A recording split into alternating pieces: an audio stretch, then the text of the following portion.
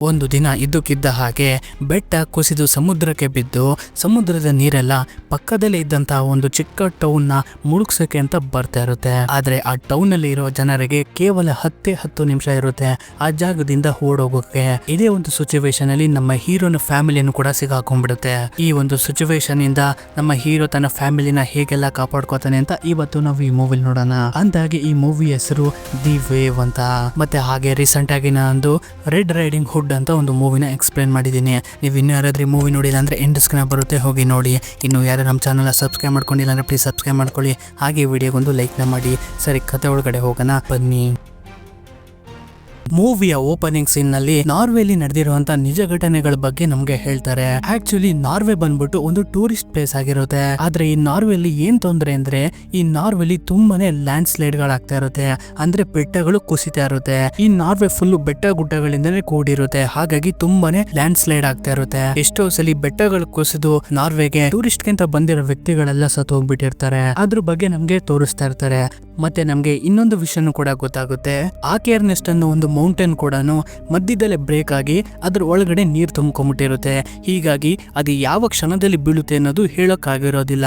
ಇದರಿಂದ ಅದ್ರ ಮೇಲೆ ಸ್ವಲ್ಪ ನಿಗಮ ಇಡೋದಕ್ಕೋಸ್ಕರ ಒಂದು ಟೀಮ್ ನ ಆ ಜಾಗದಲ್ಲಿ ಇಟ್ಟಿರ್ತಾರೆ. ಇದೇ ನಾರ್ವೆ ಟೂರಿಸ್ಟ್ ಪ್ಲೇಸ್ ಒಳಗಡೆ ಗಾಯರಂಗರ್ ಅನ್ನೋ ಒಂದು ಚಿಕ್ಕ ಟೌನ್ ಇರುತ್ತೆ. ಈಗ ನಾನ್ ಹೇಳಿರೋಂತ ಒಂದು ಬೆಟ್ಟನಾರ ಕುಸಿದ್ ಬಿದ್ರೆ ಮೊದಲು ಡೆಸ್ಟ್ರಾಯ್ ಆಗದೆ ಈ ಗಾಯರಂಗರ್ ಅನ್ನೋ ಒಂದು ಟೌನು. ನೆಕ್ಸ್ಟ್ ನಾವು ಈ ಮೂವಿಯ ಹೀರೋನ ನೋಡ್ತೀವಿ.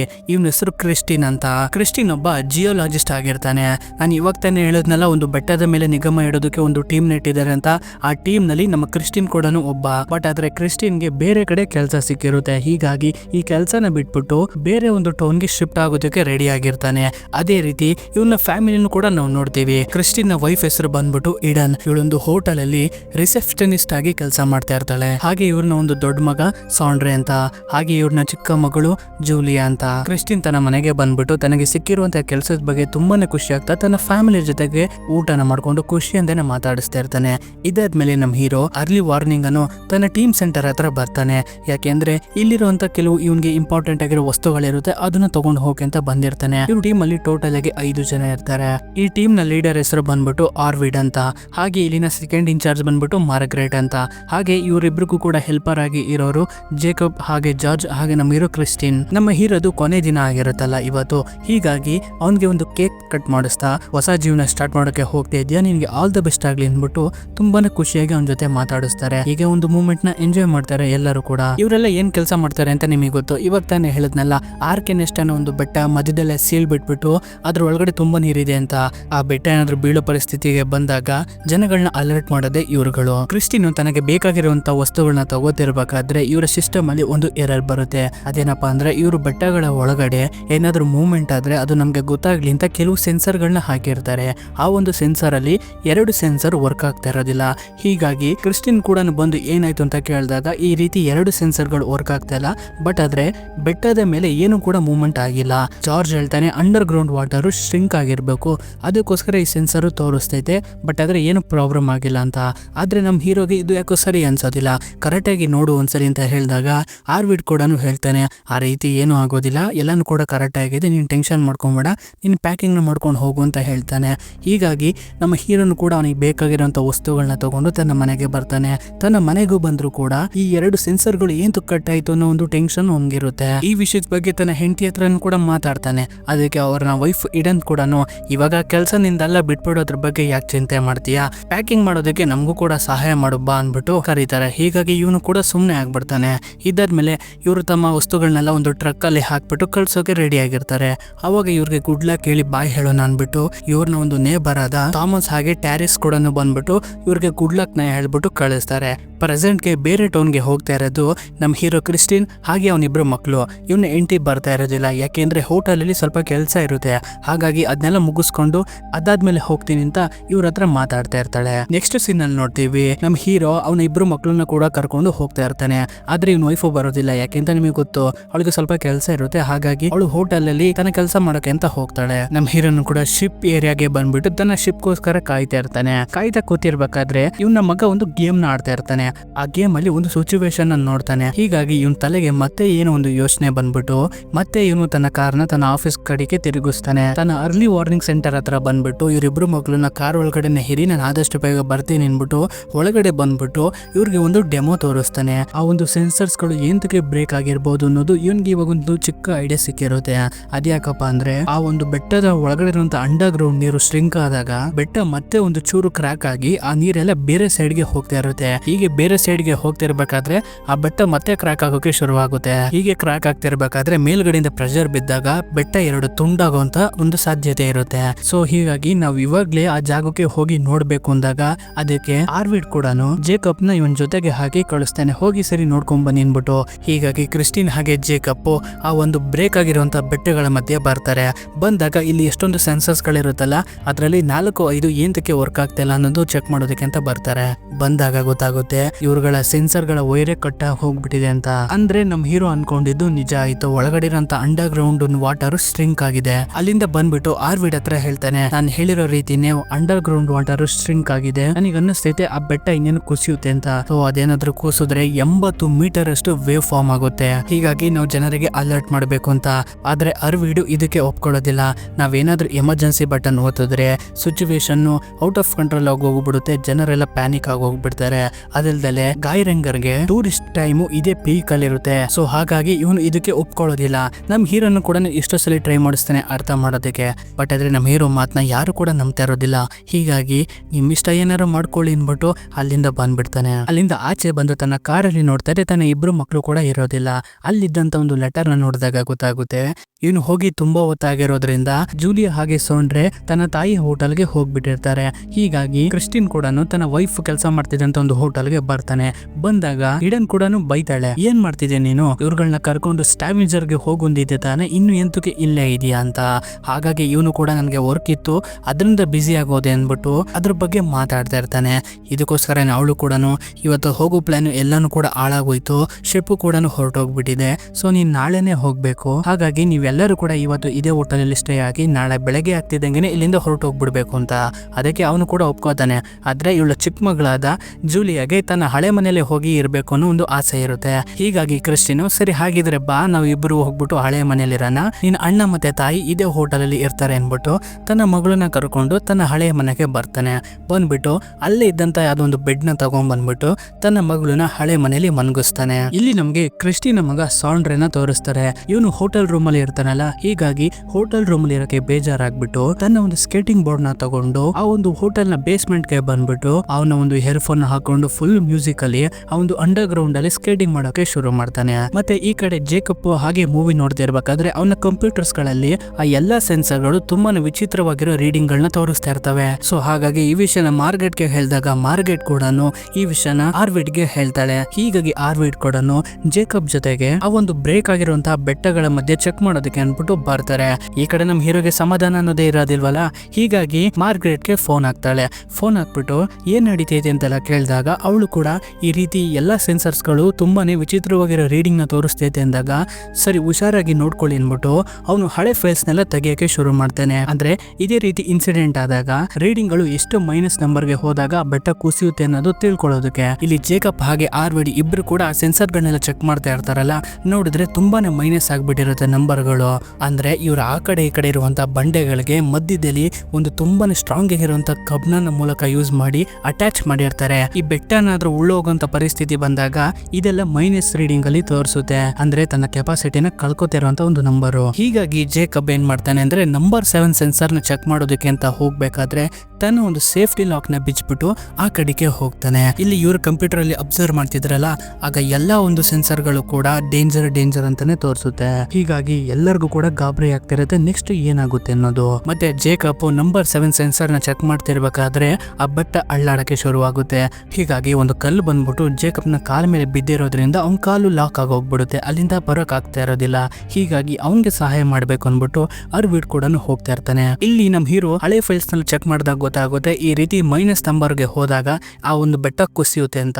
ಹೀಗಾಗಿ ಆರ್ವಿಡ್ ಗೆ ಕಾಲ್ ಮಾಡ್ಬಿಟ್ಟು ನೀನ್ ಆದಷ್ಟು ಬೇಗ ಆ ಜಾಗದಿಂದ ತಪ್ಪಿಸ್ಕೊಂಬ, ಈಗ ಆ ಬೆಟ್ಟ ಖಂಡಿತ ಕುಸಿಯುತ್ತೆ ಕುಸಿಯುತ್ತೆ ಅಂತ. ಇಷ್ಟು ಆಲ್ರೆಡಿ ಬೆಟ್ಟ ಎಲ್ಲ ತುಂಬಾ ಕಂಪ್ರೆಸ್ ಆಗೋಕೆ ಶುರುವಾಗಿರುತ್ತೆ. ಹೀಗಾಗಿ ಹಾರ್ವಿಡ್ ಹಾಗೆ ಕ್ರಿಸ್ಟಿನ್ ಇಬ್ರು ಕೂಡ ಮಾರ್ಗ್ರೆಟ್ ಹತ್ರ ಎಮರ್ಜೆನ್ಸಿ ಬಟನ್ ಪ್ರೆಸ್ ಮಾಡ್ಬಿಡು ಅಂತ ಹೇಳ್ತಾರೆ. ಹೀಗಾಗಿ ಅವಳು ಕೂಡ ಪ್ರೆಸ್ ಮಾಡ್ತಾಳೆ. ಪ್ರೆಸ್ ಮಾಡಿದ ತಕ್ಷಣ ಒಂದು ಜೋರಾಗಿರುವಂತ ಒಂದು ಸೈರನ್ನು ಹೊಡ್ಕೊಳ್ಳಕ್ಕೆ ಶುರು ಮಾಡುತ್ತೆ. ಅಂದ್ರೆ ಒಂದು ಡೇಂಜರ್ ಸಿಚುವೇಶನ್ ಬರ್ತೈತೆ ಅನ್ನೋದು ಅರ್ಥ. ಇಲ್ಲಿ ನೋಡಿದ್ರೆ ಆರ್ವಿಡು ಜೇಕಬ್ ಸಿಗಾಕೊಂಡಿದ್ನಲ್ಲ ಅವನ್ನ ತೆಗಿಯಕ್ ಆಗ್ತಾ ಇರೋದಿಲ್ಲ, ಬೆಟ್ಟ ಬೇರೆ ಕುಸಿತಾ ಇರುತ್ತೆ. ಹೀಗಾಗಿ ನನ್ನಿಂದನೇ ಇದೆಲ್ಲ ಆಗಿದ್ದು, ನಾನು ಅವ್ನ ಮಾತನ್ನ ಕೇಳ್ಬೇಕಾಗಿತ್ತು ಅನ್ಬಿಟ್ಟು ಜೇಕಬ್ಗೆ ಒಂದು ಸೇಫ್ಟಿ ಬೆಲ್ಟ್ ನ ಹಾಕ್ಬಿಡ್ತಾನೆ. ಇವನ ಹತ್ರ ಒಂದಿತ್ತಲ್ಲ ಅದನ್ನ ತೆಗೆದ್ಬಿಟ್ಟು ಅವನ್ಗೆ ಹಾಕ್ತಾನೆ. ಆಗ ನೋಡ್ತಿದ್ದಂಗೆನೆ ಆ ಬೆಟ್ಟ ಪೂರ್ತಿ ಕುಸಿಯಕ್ಕೆ ಸ್ಟಾರ್ಟ್ ಆಗುತ್ತೆ. ಹೀಗಾಗಿ ಆರ್ವಿಡ್ ನ ಮೇಲೆ ಕೆಲವು ಕಲ್ಲುಗಳು ಬಿದ್ದ್ಬಿಟ್ಟು ಅವನು ಕೂಡ ಆ ಬೆಟ್ಟಗಳ ಸಮೇತ ಕೂಸ್ಬಿಡ್ತಾನೆ. ಹೀಗಾಗಿ ಆರ್ವಿಡ್ ಅಲ್ಲೇ ಸತ್ತೋಗ್ಬಿಡ್ತಾನೆ. ಬೆಟ್ಟ ಬಿದ್ದಿದ ತಕ್ಷಣ ಆ ಒಂದು ವಾಟರ್ ಲೆವೆಲ್ ತುಂಬಾನೇ ವೇಗವಾಗಿ ಫಾರ್ಮ್ ಆಗೋಕೆ ಶುರುವಾಗುತ್ತೆ. ಇಲ್ಲಿ ಕ್ರಿಸ್ಟಿನ ವೈಫ್ ಈಡನ್ ಇದ್ದಾಳಲ್ಲ, ಬಂದಂತ ಎಲ್ಲಾ ಗೆಸ್ಟ್ ಗಳಿಗೂ ಅಲರ್ಟ್ ಮಾಡ್ತಾ ಇರ್ತಾಳೆ. ಹಾಗೆ ಒಂದು ಬಸ್ ನು ಕೂಡ ರೆಡಿ ಮಾಡಿರ್ತಾಳೆ ಅದಕ್ಕೆ ತುಂಬಿಸಿ ಕಳ್ಸೋದಕ್ಕೆ. ಇವಾಗ ಇವ್ರಿಗೆ ಕರೆಕ್ಟ್ ಆಗಿ 10 ನಿಮಿಷ ಟೈಮ್ ಇರುತ್ತೆ. ಈ ಒಂದು 10 ನಿಮಿಷದಲ್ಲಿ ಇವರು 80 ಮೀಟರ್ಸ್ಗಿಂತ ದೂರ ಹೋಗ್ಬೇಕು. ಅಂದ್ರೆ ಈಗ ಬರ್ತಾ ಇರೋಂತ ಒಂದು ವಾಟರ್ ಅಲ್ಲೇ ಬಂದ್ಬಿಟ್ಟು 80 ಮೀಟರ್ ನ ಕವರ್ ಮಾಡ್ಕೊಳ್ಳುತ್ತೆ. ಇವ್ರುಗಳು ಅದಕ್ಕಿಂತ ಒಂದು 85 ಮೀಟರ್ ದೂರ ಹೋಗ್ಬೇಕು. ಅವಾಗ ಬದುಕೋತಾರೆ, ಇಲ್ಲಾಂದ್ರೆ ಇಲ್ಲ. ಮತ್ತೆ ನಮ್ ಹೀರೋಗೂ ಕೂಡ ಗೊತ್ತಾಗ್ಬಿಟ್ಟಿರುತ್ತಲ್ಲ ಇನ್ನು 10 ನಿಮಿಷ ಇರೋದು ಅನ್ಬಿಟ್ಟು. ಹಾಗಾಗಿ ತನ್ನ ಮಗಳ ಜೋಲಿಯನ್ನ ಕರ್ಕೊಂಡು ತನ್ನ ಕಾರಲ್ಲಿ ತುಂಬಾನೇ ವೇಗವಾಗಿ ಹೋಗಕ್ಕೆ ಶುರು ಮಾಡ್ತಾನೆ. ಹೋಗ್ಬೇಕಾದ್ರೆ ಅಲ್ಲಿರೋ ಎಲ್ಲರಿಗೂ ಕೂಡ ಹೇಳ್ತಾ ಹೋಗ್ತಾನೆ 80 ಮೀಟರ್ ಗಿಂತ ಹೈಟ್ ಆಗಿ ಹೋಗ್ಬಿಡಿ, ಅವಾಗ ಸೇಫ್ ಆಗ್ತೀರಾ ಅಂತ. ಮತ್ತೆ ತನ್ನ ವೈಫ್ಗೂ ಕೂಡ ಕಾಲ್ ಮಾಡ್ತಾನೆ. ಕಾಲ್ ಮಾಡ್ಬಿಟ್ಟು ನಾನು ನಿಮ್ಮ ಹತ್ರ ಬರ್ತಾ ಇದ್ದೀನಿ, ನೀನ್ ಆಚೆಗೆ ಬಾ, ಬೇಗ ಹೋಗ್ಬಿಡ ಅಂದಾಗ ಅವಳು ಈ ಜಾಗಕ್ಕೆ ನೀನ್ ಬರ್ಬೇಡ, ನಮ್ಮ ಹತ್ರ ಒಂದು ಬಸ್ ಇದೆ, ನಾವೇ ಸೇಫ್ ಆಗಿ ಬರ್ತೀವಿ, ದಯವಿಟ್ಟು ನೀನು ಜೂಲಿಯನ್ನ ಕರ್ಕೊಂಡು ಅವಳನ್ನ ಸೇಫ್ ಆಗಿರುವಂತ ಜಾಗಕ್ಕೆ ಕರ್ಕೊಂಡು ಹೋಗು ಅಂತ. ಹೀಗಾಗಿ ಕ್ರಿಸ್ಟಿಯನ್ಗೆ ಬೇರೆ ವಿಧಿ ಕಾಣ್ದಲೆ ಅವನು ತನ್ನ ಹೆಂಡತಿ ಹಾಗೆ ತನ್ನ ಮಗನ್ನು ಕೂಡ ಬಿಟ್ಬಿಟ್ಟು ಬೆಟ್ಟಗಳ ಮೇಲೆ ಟ್ರಾವೆಲ್ ಮಾಡಕ್ಕೆ ಶುರು ಮಾಡ್ತಾನೆ. ಈ ಕಡೆ ಎಲ್ಲಾ ಗೆಸ್ಟ್ ಗಳನ್ನು ಕೂಡ ಬಸ್ಸಲ್ಲಿ ಕುಂಸಿ ಕಳ್ಸೋಕೆ ರೆಡಿ ಆಗಿರ್ತಾರೆ. ಆದ್ರೆ ಹಿಡನ್ ನೋಡ್ತಾಳೆ, ತನ್ನ ಮಗ ಸಾಂಡ್ರಾ ಕಾಣ್ತಾ ಇರೋದಿಲ್ಲ. ಹೀಗಾಗಿ ತನ್ನ ಮಗನ್ನ ಹುಡ್ಕೋಕೆ ಶುರು ಮಾಡ್ತಾಳೆ. ಈ ಹಿಡನ್ಗೆ ಸಪೋರ್ಟ್ ಮಾಡ್ಬೇಕು ಅನ್ಬಿಟ್ಟು ಮಾರಿಯಾನ ಒಂದು ಗೆಸ್ಟ್ ಬರ್ತಾಳೆ. ಆದ್ರೆ ಇವನ ಹಸ್ಬೆಂಡ್ ಫಿಲಿಪ್ ಇವಳನ್ನ ವಾಪಸ್ ಬಸ್ಗೆ ಕರ್ಕೊಂಡ್ ಬರೋಣ ಅನ್ಬಿಟ್ಟು ಇವಳಿಂದ ಬರ್ತಾನೆ. ಸೊ ಹೀಗಾಗಿ ಇವ್ರು 3 ಜನ ಸೇರ್ಕೊಂಡು ಸಾಂಡ್ರಾನ ಹುಡುಕ್ತಾ ಇರ್ತಾನೆ. ಆದ್ರೆ ಅವನೆಲ್ಲಿರ್ತಾನೆ, ಇದ್ರ ಬೇಸ್ಮೆಂಟ್ ಕೆಳಗಡೆ ಇಯರ್ಫೋನ್ ಹಾಕೊಂಡು ಸ್ಕೇಟಿಂಗ್ ಮಾಡ್ತಾ ಇರ್ತಾನೆ. ಇಲ್ಲಿ ನಮ್ ಹೀರೋ ಕಾರ್ನ ಯೂಸ್ ಮಾಡ್ಕೊಂಡು ಹೋಗ್ತಾ ಇರ್ತಾನೆ. ನೋಡಿದ್ರೆ ಟ್ರಾಫಿಕ್ ತುಂಬಾನೇ ಆಗ್ಬಿಟ್ಟಿರುತ್ತೆ. ಹೀಗಾಗಿ ನಾವು ವೆಯ್ಟ್ ಮಾಡ್ಕೊಂಡು ಕೂತ್ಕೊಂಡ್ರೆ ಆಗೋದಿಲ್ಲ, ಹಿಡಿದ್ಬಿಟ್ಟು ಓಡೋಕೆ ಶುರು ಮಾಡ್ತಾನೆ. ಓಡ್ತಾ ಅಲ್ಲಿರೋಂಥ ಜನರಿಗೆಲ್ಲ ಹೇಳ್ಬಿಟ್ಟು ಓಡ್ಸಕ್ಕೆ ಕೂಡ ಶುರು ಮಾಡ್ತಾನೆ. ಅದೇ ರೀತಿ ಇವರು ತುಂಬಾನೇ ವೇಗವಾಗಿ ಬರ್ತಾ ಇರ್ತಾರೆ. ಬರ್ತಾ ಹಿಂದೆ ನೋಡಿದ್ರೆ ಒಂದು ದೊಡ್ಡ ಅಲೆ ಇವ್ರ ಕಡೆಗೇನೆ ಬರ್ತಾ ಇರುತ್ತೆ. ಹಾಗೆ ಕ್ರಿಸ್ಟಿನ್ಗೆ ಒಬ್ಬರು ನೇಬರ್ ಕೂಡ ಫ್ರೆಂಡ್ ಆಗಿದ್ರಲ್ಲ, ಥಾಮಸ್ ಹಾಗೆ ಆನಾ ಅಂತ, ಅವ್ರನ್ನು ಕೂಡ ಓಡಿಸ್ಕೊಂಡು ಕರ್ಕೊಂಡು ಹೋಗ್ತಾ ಇರ್ಬೇಕಾದ್ರೆ ಥಾಮಸ್ ನ ವೈಫ್ ಒಂದು ಕಾರ್ ಮಧ್ಯೆ ಸಿಗಾಕೊಂಡ್ಬಿಡುತ್ತೆ. ಹೀಗಾಗಿ ತನ್ನ ಮಗಳನ್ನ ನೀನು ಮೇಲೆ ಕರ್ಕೊಂಡು ಹೋಗು, ನಿನ್ ಕೈಲಿ ಎಷ್ಟಾಗುತ್ತೋ ಅಷ್ಟು 80 ಮೀಟರ್ಸ್ಗಿಂತ ಜಾಸ್ತಿ ಕರ್ಕೊಂಡು ಹೋಗು, ನಾನು ನಿನ್ನ ಹೆಂಡತಿನ ಸೇಫ್ ಆಗಿ ಕರ್ಕೊಂಡ್ ಬರ್ತೀನಿ ಅನ್ಬಿಟ್ಟು ಕಳಿಸ್ಬಿಡ್ತಾನೆ. ಅದೇ ರೀತಿ ಥಾಮಸ್ ನ ಹೆಂಡತಿನ ಕಾಪಾಡ್ಬಿಟ್ಟು ಇವನು ಕೂಡ ಆ ಒಂದು ಲೇಡಿನ ಕರ್ಕೊಂಡು ಹೋಗಕ್ಕೆ ಟ್ರೈ ಮಾಡ್ತಾ ಇರ್ತಾನೆ. ಬಟ್ ಆದ್ರೆ ಇಷ್ಟ ಆಲ್ರೆಡಿ ಆ ವೇವ್ ಕವರ್ ಆಗುವಂತ ಪರಿಸ್ಥಿತಿಗೆ ಬಂದಿರುತ್ತೆ. ಇದರಿಂದ ಏನ್ ಮಾಡ್ತಾನೆ ಅಂದ್ರೆ ಅಲ್ಲೇ ಇದ್ದಂತ ಒಂದು ಕಾರ್ ಒಳಗಡೆಗೆ ಈ ಲೇಡಿನ ಕುಂಡಿಸ್ಬಿಟ್ಟು ಇವನು ಕೂಡ ಕುಂತ್ಕೊಂಡು ಎಲ್ಲಾ ಗ್ಲಾಸ್ ನ ಹಾಕ್ಬಿಟ್ಟು ಕವರ್ ಮಾಡಿ ಸೀಟ್ ಬೆಲ್ಟ್ ನ ಗಟ್ಟಿಯಾಗಿ ಹಾಕೊಂಡ್ಬಿಡ್ತಾನೆ. ಆಗ ನೋಡ್ತಿದ್ದಂಗೆನೆ ಆ ಒಂದು ವೇವ್ ಕೂಡ ಈ ಒಂದು ಕಾರ್ ನ ಕವರ್ ಮಾಡ್ಕೊಂಡ್ಬಿಡುತ್ತೆ. ಅಂದ್ರೆ ಈ ಜಾಗದಲ್ಲಿರೋ ಎಲ್ಲರೂ ಕೂಡ ನೀರೊಳಗಡೆ ಮುಳುಗೋಗ್ಬಿಟ್ಟಿರ್ತಾರೆ. ಇಲ್ಲಿ ಹಿಡನು ತನ್ನ ಮಗಳನ್ನ ಹುಡುಕ್ತಿದ್ಲಲ್ಲ, ಅವಾಗ ಮಾರಿಯಾಗಿ ಬೇಸ್ಮೆಂಟ್ ಇಂದ ಶಬ್ದ ಬರ್ತಾ ಇರುತ್ತೆ. ಹೀಗಾಗಿ ಇವರೆಲ್ಲರೂ ಕೂಡ ಬೇಸ್ಮೆಂಟ್ ಗೆ ಹೋದಾಗ ಇವನ ಮಗ ಸಿಗ್ತಾನೆ. ಹೀಗಾಗಿ ತನ್ನ ಮಗನ ಕರ್ಕೊಂಡು ಆ ಒಂದು ಹೋಟೆಲ್ ಇಂದ ಆಚೆ ಬಂದು ಬಸ್ ಅಲ್ಲಿ ಹೋಗಕ್ಕೆ ಅಂತ ನೋಡ್ತಾರೆ. ಬಸ್ ಇವ್ರನ್ನ ಬಿಟ್ಬಿಟ್ಟು ಹೊರಟೋಗ್ಬಿಟ್ಟಿರುತ್ತೆ. ಆ ಒಂದು ವಾಟರ್ ವೇವ್ ಈ ಒಂದು ಹೋಟೆಲ್ ಒಳಗಡೆ ನುಗ್ಗೋಕೆ ಬರ್ತಾ ಇರುತ್ತೆ. ಹೀಗಾಗಿ ಇವರು ಮತ್ತೆ ಹೋಟೆಲ್ ಒಳಗಡೆ ಓಡ್ ಬಂದ್ಬಿಡ್ತಾರೆ. ಇಷ್ಟಲ್ಲಿ ಆಲ್ರೆಡಿ ಆ ಒಂದು ವಾಟರ್ ಈ ಒಂದು ಹೋಟೆಲ್ ಒಳಗಡೆ ನುಗ್ಬಿಟ್ಟಿರುತ್ತೆ.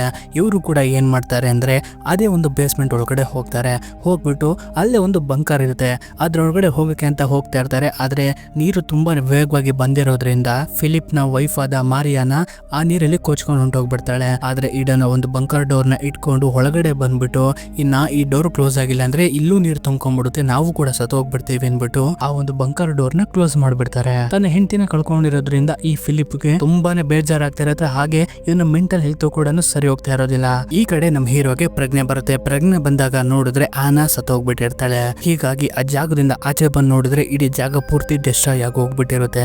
ಹೀಗಾಗಿ ಇವನು ಮತ್ತೆ ಆ ಒಂದು ಬೆಟ್ಟದ ಮೇಲೆ ಹೋಗಕ್ಕೆ ಶುರು ಮಾಡ್ತಾನೆ. ಹೀಗೆ ಸ್ವಲ್ಪ ದೂರ ಹೋದಾಗ ಸೇಫ್ ಆಗಿರುವಂತ ಜನ ಸಿಗ್ತಾರೆ.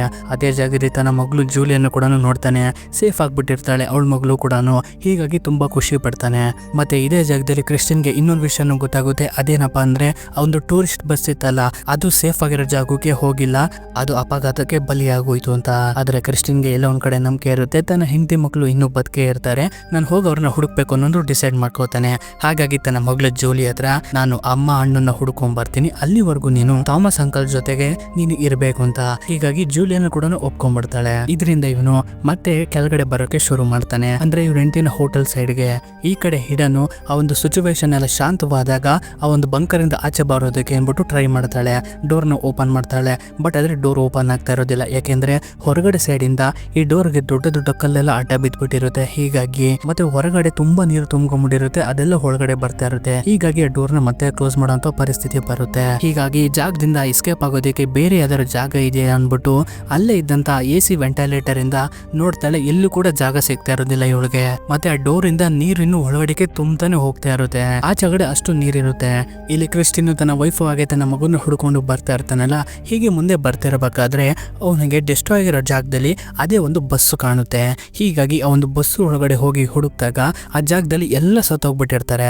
ಆದ್ರೆ ಇವನ್ ವೈಫು ಹಾಗೆ ಇವನ್ ಮಗುಂದು ಬಾಡಿ ಸಿಗೋದಿಲ್ಲ. ಇದರಿಂದ ಸ್ವಲ್ಪ ಸಮಾಧಾನ ಆಗುತ್ತೆ ಇವಾಗ ಇವನ್ಗೆ. ಈ ಬಸ್ಸಲ್ಲಿ ನನ್ನ ಫ್ಯಾಮಿಲಿ ಇಲ್ಲ ಅನ್ಬಿಟ್ಟು.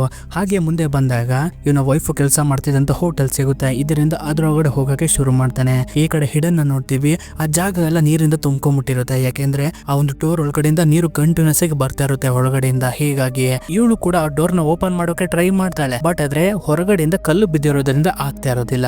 ಹೀಗಾಗಿ ತುಂಬಾ ಚಿಕ್ಕ ಸ್ಪೇಸ್ ಇರುತ್ತೆ ಉಸಿರಾಡೋದಕ್ಕೆ. ಇದರಿಂದ ಇವರು ಅಲ್ಲೇ ಇದ್ದಂತಹ AC ವೆಂಟಿಲೇಟರ್ ಹತ್ರ ಹೋಗ್ತಾರೆ. ಅಲ್ಲಿ ಸ್ವಲ್ಪ ಉಸಿರಾಡೋದಕ್ಕೆ ಜಾಗ ಇರುತ್ತೆ. ಆದ್ರೆ ಈ ಫಿಲಿಪ್ ಅನ್ನೋ ಒಬ್ಬ ವ್ಯಕ್ತಿಗೆ ಕ್ಲಾಸ್ಟ್ರೋಫೋಬಿಯಾ ಇರೋದ್ರಿಂದ ಆ ಜಾಗದಲ್ಲಿ ಪ್ಯಾನಿಕ್ ಆಗಕ್ಕೆ ಶುರು ಆಗ್ತಾನೆ. ಪ್ಯಾನಿಕ್ ಆಗ್ಬಿಟ್ಟು ಹಿಡನ್ ಮಗನಾದ ಸಾಂಡ್ರೆನ ನೀರೊಳಗಡೆ ಮುಳುಗ್ಸಕ್ಕೆ ಟ್ರೈ ಮಾಡ್ತಾ ಇರ್ತಾನೆ ಇವನು ಬಚಾವಾಗೋದಕ್ಕೆ. ಹಿಡನ್ ಕೂಡ ಎಷ್ಟೋ ಸಲ ಟ್ರೈ ಮಾಡ್ತಾಳೆ ಇವನ ಸಮಾಧಾನ ಮಾಡೋದಕ್ಕೆ. ಆದ್ರೆ ಇವನ ಆಗ್ತಾನೆ ಇರೋದಿಲ್ವಲ್ಲ. ಹೀಗಾಗಿ ತನ್ನ ಮಗುನ್ಗೆ ಏನಾದ್ರೂ ಮಾಡ್ಬಿಡ್ತಾನೆ ಅನ್ಬಿಟ್ಟು ಇವಳು ಏನ್ ಮಾಡ್ತಾಳೆ ಅಂದ್ರೆ ಫಿಲಿಪ್ ನೀರೊಳಗಡೆ ಮುಳುಗಿಸಿ ಸಾಯಿಸ್ಬಿಡ್ತಾಳೆ. ಅವ್ನು ಏನಾದ್ರೂ ಇನ್ನು ಸ್ವಲ್ಪ ಹೊತ್ತು ಬಿಟ್ಟಿದ್ರೆ ನನ್ನ ಮಗುನ ಸಾಯಿಸ್ಬಿಡ್ತಿದ್ದ ಅನ್ಬಿಟ್ಟು. ಯಾಕೆಂದ್ರೆ ಫಿಲಿಪ್ ಅಷ್ಟು ಟೆನ್ಷನ್ ಆಗಿ ಹೋಗ್ಬಿಟ್ಟಿರ್ತಾನೆ. ಈ ಕಡೆ ಕ್ರಿಸ್ಟಿನ್ ಕೂಡ ಅದೇ ಒಂದು ಹೋಟೆಲ್ ಒಳಗಡೆ ಬರ್ತಾನೆ. ಬಂದ್ ನೋಡಿದಾಗ ಎಲ್ಲಾ ಜಾಗದಲ್ಲಿ ನೀರು ತುಂಬ್ಕೊಂಡ್ಬಿಟ್ಟಿರುತ್ತೆ. ಹಾಗೆ ತನ್ನ ವೈಫು ಮಗನ್ನು ಕೂಡ ಹುಡುಕ್ತಾ ಇರ್ತಾನೆ. ಅದೇ ಜಾಗದಲ್ಲಿ ಬೇಸ್ಮೆಂಟ್ ಕೂಡ ನೋಡ್ತಾನೆ. ಆ ಜಾಗ ಪೂರ್ತಿಯಾಗಿ ನೀರಿಂದ ಕವರ್ ಆಗ್ಬಿಟ್ಟಿರುತ್ತೆ. ಹೀಗಾಗಿ ಅಲ್ಲೇ ಇದ್ದಂತ ರೂಮ್ಸ್ ಗಳಲ್ಲೆಲ್ಲ ಹುಡುಕ್ತಾ ಇರ್ತಾನೆ, ಸಿಗ್ತಾ ಇರೋದಿಲ್ಲ. ಹೀಗಾಗಿ ಒಂದು ರೂಮ್ಗೆ ಹೋದಾಗ ಇವ್ರ ಮಗ ಸ್ಟೇ ಆಗಿದ್ದಂತ ಒಂದು ರೂಮ್ ಹತ್ರ ಬರ್ತಾನೆ. ಅಲ್ಲಿ ಒಂದು ಬ್ಯಾಗ್ ಇರುತ್ತಲ್ಲ. ಹಾಗಾಗಿ ತನ್ನ ಮಗುನ ಬ್ಯಾಗ್ ನೋಡ್ಬಿಟ್ಟು ಅವ್ರನ್ನ ಏನಾರ ಕಳ್ಕೊಂಡ್ಬಿಟ್ಟಿದ್ದೀನಿ ಅನ್ನೋ ಕೋಪದಲ್ಲಿ ಏನ್ ಮಾಡ್ತಾನೆ ಅಂದ್ರೆ ಒಂದು ರಾಡ್ ಇಂದ ಅಲ್ಲೇ ಇದ್ದಂತ ಒಂದು ಪೈಪ್ಗೆ ಹೊಡಿಯಕ್ಕೆ ಶುರು ಮಾಡ್ತಾನೆ. ಇದರಿಂದ ಜೋರಾಗಿ ಸೌಂಡ್ ಬರುತ್ತೆ. ಈ ಕ್ರಿಸ್ಟಿನ್ ನಿಂತ್ಕೊಂಡಿದ್ದಾನಲ್ಲ ಅದೇ ಒಂದು ಫ್ಲೋರ್ ಕೆಳಗಡೆ ಈ ಕಂಟೈನರ್ ಇರೋದು. ಅದ್ರ ಒಳಗಡೆನೆ ಇವರಿಬ್ರು ಇರೋದು. ಹೀಗಾಗಿ ಈ ಸೌಂಡ್ ಇವ್ರಿಗೆ ಕೇಳುತ್ತೆ. ಇದರಿಂದ ಇವಳು ಕೂಡ ಒಂದು ಮೆಟಲ್ ನ ತಗೊಂಡು ಹೋಗ್ಬಿಟ್ಟು ಅಲ್ಲೇ ಇದ್ದಂತ ಒಂದು ಪೈಪ್ಗೆ ಜೋರಾಗಿ ಹೊಡೆಯಕ್ಕೆ ಶುರು ಮಾಡ್ತಾಳೆ. ಇದು ಕೂಡ ಕ್ರಿಸ್ಟಿನ್ಗೆ ಕೇಳುತ್ತೆ. ಅವಾಗ ಇವನ್ಗೆ ಗೊತ್ತಾಗುತ್ತೆ ಇವರು ಬೇಸ್ಮೆಂಟ್ ಕೆಳಗಡೆ ಇದಾರೆ ಅಂತ. ಆದ್ರೆ ಬೇಸ್ಮೆಂಟ್ ತುಂಬಾ ನೀರ್ ತುಂಬ್ಕೊಂಡ್ಬಿಟ್ಟಿದೆ. ಇದರಿಂದ ಏನ್ ಮಾಡ್ತಾನೆ ಅಂದ್ರೆ ಅವ್ರನ್ನ ಕಾಪಾಡ್ಲೇಬೇಕು ಅಂದ್ಬಿಟ್ಟು ಒಂದು ಲಾಂಗ್ ಬ್ರೀತ್ ನ ತಗೊಂಡು ಆ ಒಂದು ಬೇಸ್ಮೆಂಟ್ ನೀರೊಳಗಡೆ ಹೋಗಕ್ಕೆ ಶುರು ಮಾಡ್ತಾನೆ. ಇಲ್ಲಿ ಇವ್ರುಗಳಿದ್ರಲ್ಲ ಆ AC ವೆಂಟಿಲೇಟರ್ ಇಂದನೂ ಕೂಡ ನೀರು ತುಂಬಾ ತುಂಬಿಕೊಳ್ಳಕ್ಕೆ ಶುರುವಾಗುತ್ತೆ. ಹೀಗಾಗಿ ನಾನು ಇನ್ನೊಂದ್ಸಲಿ ಕಂಟೈನರ್ ಡೋರ್ ನ ಓಪನ್ ಮಾಡೋಕೆ ಟ್ರೈ ಮಾಡ್ತೇನೆ ಅನ್ಬಿಟ್ಟು ಅವಳು ಮತ್ತೆ ನೀರೊಳಗಡೆ ಮುಳುಗ್ತಾ ಈಜಾಡ್ಕೊಂಡು ಕಂಟೈನರ್ ಡೋರ್ ನ ಓಪನ್ ಮಾಡೋಕೆ ಟ್ರೈ ಮಾಡ್ತಾ ಇರ್ತಾಳೆ. ಇಷ್ಟರಲ್ಲಿ ಆಲ್ರೆಡಿ ನಮ್ಮ ಹೀರೋನು ಕೂಡ ಇದೇ ಒಂದು ಜಾಗಕ್ಕೆ ಬಂದ್ಬಿಟ್ಟಿರ್ತಾನೆ. ಆದ್ರೆ ಡೋರ್ ಓಪನ್ ಆಗ್ತಾ ಇರೋದಿಲ್ಲ. ಯಾಕಂದ್ರೆ ಕೆಳಗಡೆ ಕಲ್ ಬಿದ್ದಿರುತ್ತೆ, ಲಾಕ್ ಮಾಡಿರುತ್ತೆ. ಹೀಗಾಗಿ ಆ ಕಲ್ಗಳನ್ನೆಲ್ಲ ಜರುಗಿಸಿದಾಗ ಡೋರ್ ಓಪನ್ ಆಗುತ್ತೆ. ಅದೇ ಟೈಮ್ಗೆ ಇವಳು ಕೂಡ ಓಪನ್ ಮಾಡಿರೋದ್ರಿಂದ ಒಬ್ರಿಗೊಬ್ರು ಮೀಟ್ ಆಗ್ತಾರೆ. ತನ್ನ ವೈಫ್ ಬದುಕಿರೋದನ್ನ ನೋಡಿ ತುಂಬಾನೇ ಖುಷಿ ಪಡ್ತಾನೆ. ಹಾಗೆ ತನ್ನ ಹಸ್ಬೆಂಡ್ ಕಾಪಾಡಕ್ ಬಂದಿರೋದ್ ನೋಡಿ ಇವಳಿಗೂ ಕೂಡ ತುಂಬಾ ಖುಷಿ ಆಗುತ್ತೆ. ಹೀಗಾಗಿ ಮೊದಲು ನೀನು ಮೇಲ್ಕೊಂಡು ಹೋಗ್ಬಿಡು, ನಾನು ಸಾಂಡ್ರೆನ ಕಾಪಾಡ್ಕೊಂಡು ಕರ್ಕೊಂಡ್ ಬರ್ತೀನಿ ಅನ್ಬಿಟ್ಟು ಈಡನ್ನ ಮೇಲ್ಗಡೆ ಕಳಿಸ್ಬಿಟ್ಟು ಇವನು ತನ್ನ ಮಗುನ ಹತ್ರ ಬರ್ತಾನೆ. ಬಂದ್ಬಿಟ್ಟು ನೋಡು ಡೋರ್ ಎಲ್ಲ ಓಪನ್ ಆಗಿದೆ, ನೀನು ಕೊನೆ ಸಲ ಈಜ್ಬೇಕಷ್ಟೇ, ನೀನು ದಮ್ ಕಟ್ಬಿಟ್ಟು ಈಜಾಡ್ಕೊಂಡು ನಾನು ಹಿಂದೆ ಬಾ, ನಾನು ನಿನ್ನ ಕರ್ಕೊಂಡು ಹೋಗ್ತೇನೆ ಅಂತ. ಇದಕ್ಕೆ ಅವನು ಕೂಡ ಒಪ್ಕೋತಾನೆ. ಅದೇ ರೀತಿ ಆ ಒಂದು ನೀರೊಳಗಡೆ ಇಬ್ರು ಕೂಡ ಲಾಂಗ್ ಬ್ರೀತ್ ನ ಮಾಡ್ಕೊಂಡು ಆ ಜಾಗದಿಂದ ಬರಕ್ಕೆ ಶುರು ಮಾಡ್ತಾರೆ. ಈ ಕಡೆ ಹಿಡನ್ನು ಆ ಒಂದು ಬೇಸ್ಮೆಂಟ್ ಇಂದ ಆಚೆ ಬಂದ್ಬಿಟ್ಟಿರ್ತಾಳೆ ಈಜಾಡ್ಕೊಂಡು. ಇಲ್ಲಿ ಇವರಿಬ್ರು ಬರ್ತಿದ್ರಲ್ಲ. ಹೀಗೆ ಬರ್ತಿರ್ಬೇಕಾದ್ರೆ ಸಾಂಡ್ರೆ ಪ್ಯಾನಿಕ್ ಆಗ್ಬಿಡ್ತಾನೆ. ಹೀಗಾಗಿ ಅವನ ಲಂಗ್ಸ್ ಅಲ್ಲಿ ಇದ್ದಂತ ಆಕ್ಸಿಜನ್ ಎಲ್ಲ ಹೊರಗಡೆಗೆ ಬಿಟ್ಬಿಡ್ತಾನೆ. ಹೀಗಾಗಿ ಅವನಿಗೆ ಉಸಿರು ಕಟ್ತಾ ಇರುತ್ತೆ. ಇದನ್ನ ನೋಡಿದಂತ ಅವನ ತಂದೆ ಏನ್ ಮಾಡ್ತಾನೆ ಅಂದ್ರೆ ಅವನ ಹತ್ರ ಬಂದ್ಬಿಟ್ಟು ತನ್ನ ಲಂಗ್ಸ್ ಅಲ್ಲಿ ಇರುವಂತ ಆಕ್ಸಿಜನ್ ಎಲ್ಲಾನು ಕೂಡ ಮೌತ್ ನ ಮೂಲಕ ತನ್ನ ಮಗನಿಗೆ ಟ್ರಾನ್ಸ್ಫರ್ ಮಾಡ್ಬಿಟ್ಟು ನೀನ್ ಇಲ್ಲಿಂದ ಹೊರಟೋಗ್ಬಿಡು ಫಸ್ಟ್ ಅಂದ್ಬಿಟ್ಟು ಕಳಿಸ್ತಾನೆ. ಅದೇ ರೀತಿ ಇವನು ಕೂಡ ಮುಂದೆ ಬರ್ತಾ ಇರ್ತಾನೆ. ಆದ್ರೆ ನಮ್ಮ ಹೀರೋಗೆ ಆಕ್ಸಿಜನ್ ಇರೋದಿಲ್ವಲ್ಲ ಲಂಗ್ಸ್ ಒಳಗಡೆ ಹಿಡ್ಕೊಳ್ಳೋದಕ್ಕೆ. ಹೀಗಾಗಿ ಉಸಿರಾಡೋಕೆ ಟ್ರೈ ಮಾಡಿದಾಗ ನೀರೆಲ್ಲ ಒಳಗಡೆ ಹೊಂಟೋಗ್ಬಿಡುತ್ತೆ.